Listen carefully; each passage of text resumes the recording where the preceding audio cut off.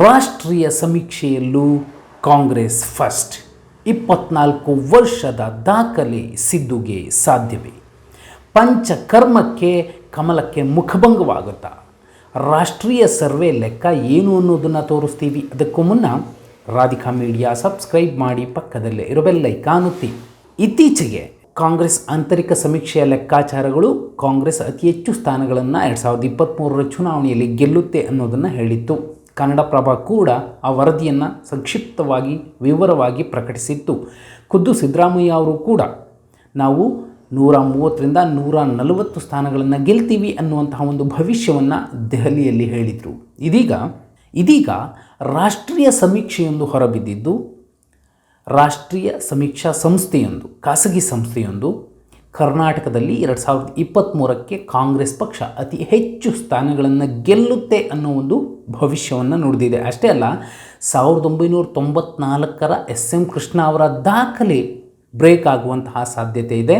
ಅದರಲ್ಲೂ ಮುಖ್ಯವಾಗಿ ಅಹಿಂದ ಸಮುದಾಯ ಈ ಸಲ ಕಾಂಗ್ರೆಸ್ ಪಕ್ಷವನ್ನು ಅತಿ ಹೆಚ್ಚು ಬೆಂಬಲಿಸೋದ್ರಿಂದ ಕಾಂಗ್ರೆಸ್ಗೆ ಬಹುದೊಡ್ಡ ಲಾಭವಾಗಲಿದೆ ಅನ್ನೋದು ಈ ಸಮೀಕ್ಷಾ ಸಂಸ್ಥೆಯ ಲೆಕ್ಕಾಚಾರ. 1994ರ ವಿಧಾನಸಭಾ ಚುನಾವಣೆಯ ಸಂದರ್ಭದಲ್ಲಿ ಕಾಂಗ್ರೆಸ್ 132 ಸ್ಥಾನಗಳನ್ನು ಗೆದ್ದಿತ್ತು, BJP 44 ಸ್ಥಾನಗಳನ್ನು ಗೆದ್ದಿತ್ತು, ಜನತಾ ದಳ, ಸಂಯುಕ್ತ ಜನತಾ ದಳ JDU 18 ಸ್ಥಾನಗಳನ್ನು ಗೆದ್ದಿತ್ತು, JDS ಆಗಷ್ಟೇ ಹೊಸದಾಗಿ ಪಕ್ಷ ಉದಯವಾಗಿತ್ತು, ಅದು ಕೇವಲ 10 ಸ್ಥಾನಗಳನ್ನು ಗೆದ್ದಿತ್ತು. ಇನ್ನು ಇತರರು 20 ಸ್ಥಾನಗಳನ್ನು ಗೆದ್ದಿದ್ದರು.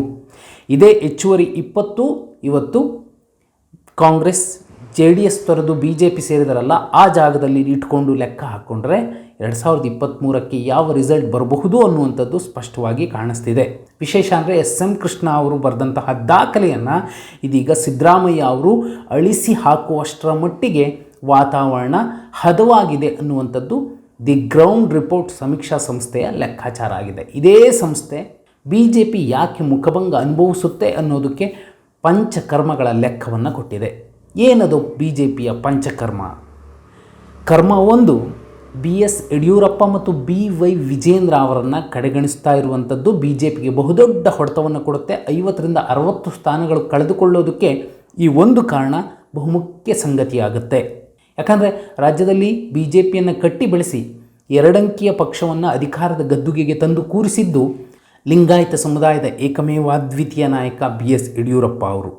ಅಂತಹ ನಾಯಕನ್ನೇ BJP ಕಡೆಗಣಿಸಿದ್ರೆ ರಾಜ್ಯದಲ್ಲಿ ಮತ್ತೆ BJP ಇರೋದಿಲ್ಲ ಅನ್ನುವಂಥದ್ದು ಲಿಂಗಾಯತ ಸಮುದಾಯದಲ್ಲಿ ಮಾರ್ಧನಿಸುತ್ತಿರುವಂತಹ ಒಂದು ಸಂಗತಿಯಾಗಿದೆ.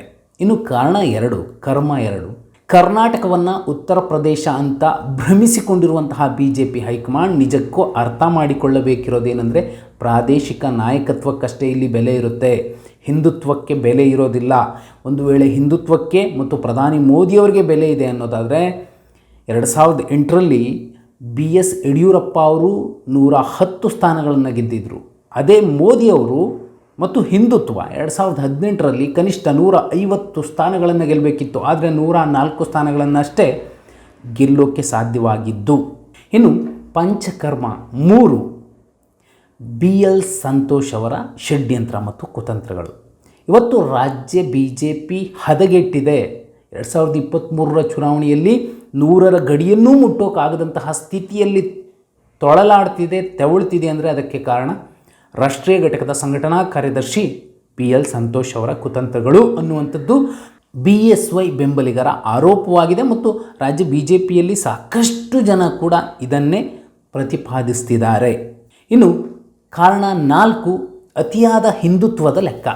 ಉತ್ತರಾಖಂಡ್, ಉತ್ತರ ಪ್ರದೇಶಗಳ ರೀತಿಯಲ್ಲಿ, ಗುಜರಾತ್ ಮಾದರಿಯಲ್ಲಿ, ಮಹಾರಾಷ್ಟ್ರ ಮಾದರಿಯಲ್ಲಿ ನಾವು ಅತಿಯಾದ ಹಿಂದುತ್ವದ ನಡೆಗಳ ಮೂಲಕ ಕರ್ನಾಟಕವನ್ನು ಗೆಲ್ಲಬಹುದು ಅನ್ನೋ ಲೆಕ್ಕಾಚಾರವನ್ನು BJP ಹೈಕಮಾಂಡ್ ಹಾಕಿಕೊಂಡಂತೆ ಕಾಣ್ತಿದೆ. ಇದೇ ಕಾರಣಕ್ಕೋಸ್ಕರನೇ ಹಲಾಲ್, ಹಿಜಾಬ್ ಸೇರಿದಂತೆ ಹಲವಾರು ಪ್ರಕರಣಗಳಲ್ಲಿ BJP, ಅದರಲ್ಲೂ ಬಸವರಾಜ ಬೊಮ್ಮಾಯಿ ಅವರು ಜಾತ್ಯತೀತ ಬಸಣ್ಣ ಬೇರೆ ರೀತಿಯಲ್ಲಿ ವರ್ತಿಸೋಕೆ ಮತ್ತು ಕಾಣಿಸೋಕೆ ಶುರುವಾದ ಮೇಲೆ BJP ನಿಧಾನವಾಗಿ ಗೆಲುವಿನ ಲೆಕ್ಕಾಚಾರಗಳಲ್ಲಿ ಎಡುತ್ತಲೇ ಬರ್ತಿದೆ. ಅದಕ್ಕೆ ಎಕ್ಸಾಂಪಲ್ ಅಂದರೆ ಬಸವರಾಜ ಬೊಮ್ಮಾಯಿ ಅವರು ಮುಖ್ಯಮಂತ್ರಿ ಆದಮೇಲೆ ಎದುರಾದಂತಹ ಸಾಲು ಚುನಾವಣೆಗಳಲ್ಲಿ BJP ಗೆದ್ದಿದೆ. ಹಾಗಂತ ಕಾಂಗ್ರೆಸ್ ಕೂಡ ಗೆಲ್ಲದೆ ಸುಮ್ಮನಿಲ್ಲ, ಕಾಂಗ್ರೆಸ್ಸೂ ಗೆಲ್ತಾ ಬಂದಿದೆ. ಅದೇ ಯಡಿಯೂರಪ್ಪ ಅವರು ಮುಖ್ಯಮಂತ್ರಿ ಆಗಿದ್ದಾಗ ಬಹುಪಾಲು ಕಡೆ BJP ಅತಿ ಹೆಚ್ಚು ಸ್ಥಾನಗಳನ್ನು ಮತ್ತು ಪೂರ್ಣ ಗೆಲುವನ್ನು ಬಿ ಜೆ ಪಿ ಪಡಿತಿತ್ತು, ಕಾಂಗ್ರೆಸ್ ಸೋಲ್ತಾ ಬರ್ತಿತ್ತು. ಆದರೆ ಬಸವರಾಜ ಬೊಮ್ಮಾಯಿ ಅವರು ಮುಖ್ಯಮಂತ್ರಿ ಆದಮೇಲೆ ಬಿ ಜೆ ಪಿ ಜೊತೆಯಲ್ಲಿ ಸಮಬಲದ ಗೆಲುವನ್ನು ಕಾಂಗ್ರೆಸ್ ಕೂಡ ಪಡಿತಿದೆ. ಇನ್ನು 5ನೇ ಕಾರಣ 40% ಭ್ರಷ್ಟಾಚಾರಕ್ಕೆ ಕುಮ್ಮಕ್ಕು ಕೊಟ್ಟಿರುವಂಥದ್ದು. ಇದೀಗ ಖುದ್ದು ಗುತ್ತಿಗೆದಾರರ ಸಂಘದ ಅಧ್ಯಕ್ಷ ಕೆಂಪಣ್ಣ ಅವರೇ ಆರೋಪಿಸಿದ ಮೇಲೂ ಕೂಡ 1 ವರ್ಷ ಆದಮೇಲೂ ಕೂಡ ಬಿ ಜೆ ಪಿ ಆ ಪ್ರಕರಣದ ತನಿಖೆಯನ್ನು ಆರಂಭಿಸಿಲ್ಲ. ಇದೇ ಕಾರಣಕ್ಕೋಸ್ಕರನೇ ರಾಜ್ಯದಲ್ಲಿ ಅತಿಯಾದ ಭ್ರಷ್ಟಾಚಾರ ಮತ್ತು ಸಂತೋಷ್ ಪಾಟೀಲ್ರ ಆತ್ಮಹತ್ಯೆ ಪ್ರಕರಣ ಸೇರಿದಂತೆ ಹಲವಾರು ವಿಚಾರಗಳಲ್ಲಿ ಬಿ ಜೆ ಪಿ ಸರ್ಕಾರ ಅತಿಯಾದ ಭ್ರಷ್ಟಾಚಾರಕ್ಕೆ ಒಳಗಾಗಿದೆ ಅನ್ನುವಂತಹ ಒಂದು ಆರೋಪ ಹೊತ್ತುಕೊಂಡು ಜನ ಆ ವಿಚಾರವಾಗಿ ಸಾಕಷ್ಟು ಚರ್ಚೆ ಮಾಡ್ತಿದ್ದಾರೆ. ಇದು ಮತಗಳಾಗಿ ಪರಿವರ್ತನೆಯಾದಾಗ ಬಿ ಜೆ ಪಿಗೆ ಬಹುದೊಡ್ಡ ಹೊಡೆತ ಆಗುತ್ತೆ ಅನ್ನುವಂಥದ್ದು ಲೆಕ್ಕಾಚಾರ. ಹಾಗಿದ್ರೆ ದಿ ಗ್ರೌಂಡ್ ರಿಪೋರ್ಟ್ ಸಮೀಕ್ಷೆ, ರಾಷ್ಟ್ರೀಯ ಸಮೀಕ್ಷೆ ಹೇಳ್ತಿರುವಂತಹ ನಂಬರ್ಗಳೇನು? ದಿ ಗ್ರೌಂಡ್ ರಿಪೋರ್ಟ್ ಲೆಕ್ಕಾಚಾರದ ಪ್ರಕಾರ ಕಾಂಗ್ರೆಸ್ 130ರಿಂದ 140 ಸ್ಥಾನಗಳನ್ನು ಗೆಲ್ಲುತ್ತೆ, ಬಿ ಜೆ ಪಿ 60ರಿಂದ 70 ಸ್ಥಾನಗಳನ್ನು ಗೆಲ್ಲುತ್ತೆ, ಜೆ ಡಿ ಎಸ್ 20ರಿಂದ 30 ಸ್ಥಾನಗಳನ್ನು ಗೆಲ್ಲುತ್ತೆ, ಇತರರು 3ರಿಂದ 5 ಸ್ಥಾನಗಳನ್ನು ಗೆಲ್ಲಬಹುದು ಅಂತಿದೆ. ನಿಜಕ್ಕೂ ದಿ ಗ್ರೌಂಡ್ ರಿಪೋರ್ಟ್ ಲೆಕ್ಕಾಚಾರ ನಿಜವಾಗುತ್ತಾ? ಅಹಿಂದ ಬೆಂಬಲದಿಂದಾಗಿ ಸಿದ್ದರಾಮಯ್ಯ ಅವರು ಮತ್ತೊಮ್ಮೆ ಈ ರಾಜ್ಯದ ಮುಖ್ಯಮಂತ್ರಿ ಆಗ್ತಾರ? ಬಿ ಜೆ ಪಿ ಈಗಲಾದರೂ ಎಚ್ಚೆತ್ತುಕೊಂಡು ಬಿ ಎಸ್ ವೈ ಅಥವಾ ಬಿ ವೈ ವಿಜೇಂದ್ರ ಅವರಿಗೆ ಪಕ್ಷದಲ್ಲಿ ಅತ್ಯುನ್ನತ ಸ್ಥಾನ ಕೊಟ್ಟು ಪಕ್ಷಕ್ಕೆ ಮತ್ತೆ ಪುನರ್ಜೀವವನ್ನು ಕೊಡುವಂತಹ ಕೆಲಸ ಮಾಡ್ತಾರ? ಕಮೆಂಟ್ ಮಾಡಿ, ವಿಡಿಯೋ ಲೈಕ್ ಮಾಡಿ, ಶೇರ್ ಮಾಡಿ. ತಪ್ಪದೆ ರಾಧಿಕಾ ಮೀಡಿಯಾ ಸಬ್ಸ್ಕ್ರೈಬ್ ಮಾಡಿ, ಪಕ್ಕದಲ್ಲೇ ಇರೋ ಬೆಲ್ ಐಕಾನ್ ಒತ್ತಿ.